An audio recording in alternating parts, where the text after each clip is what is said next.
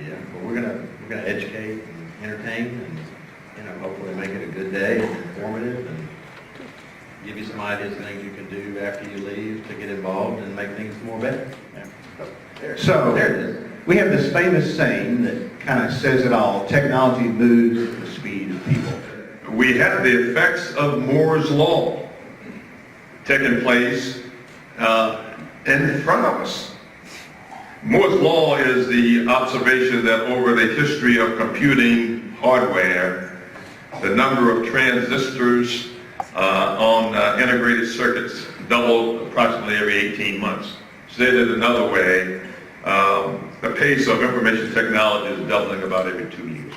We believe can revolutionize and create greater learning opportunities for students, but also help Georgia as we compete not only within our state, but in our nation, but internationally when it comes to education. The very culture and the very focus of a makerspace is creative people come together for the joy of making and sharing and things like that. So there's this culture that's grounded in the trivial. If you look historically at trivial activities, for example, if you looked at computer clubs in the 1970s, you would have found them tinkering with a piece of electronics.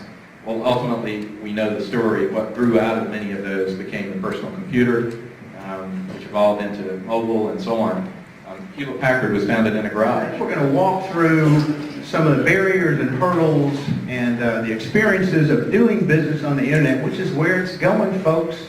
I just read some stats today that there's 144 billion emails a day that we're doing on the internet. The internet is everybody's gateway. It's everybody's gateway to open your door and open up to yourself to thousands upon thousands of people. And if you haven't realized that yet, please do, because that's the goal of the internet, to connect myself with thousands of people across the seas and everything along those lines. So if you want everybody to have the level of broadband that Stephen was suggesting, so these folks in the rural communities can use it, there has to be an economics that drive it.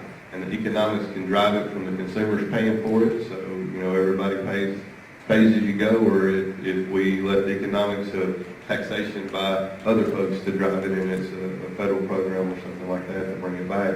I think that's what's going to take to drive it. Even though I'm young, they have starting to think about our future and what we're going to do. So I thought, computers, that's a good career. There are a lot of places that need people to do these kind of things. I get a lot of questions. What does TAG have to do with education? Well, here's the reality, folks. TAG's membership has 4,000 jobs we can't fill because people don't have the technology skills to do them. What my job is to get students interested in technology careers. If we start, and I think we are starting to because we have the demand for treating these folks, the geeks are the new football players, right? Rolling out the red carpet and giving these guys the 5-star treatment. I think it'll pay off for all of us.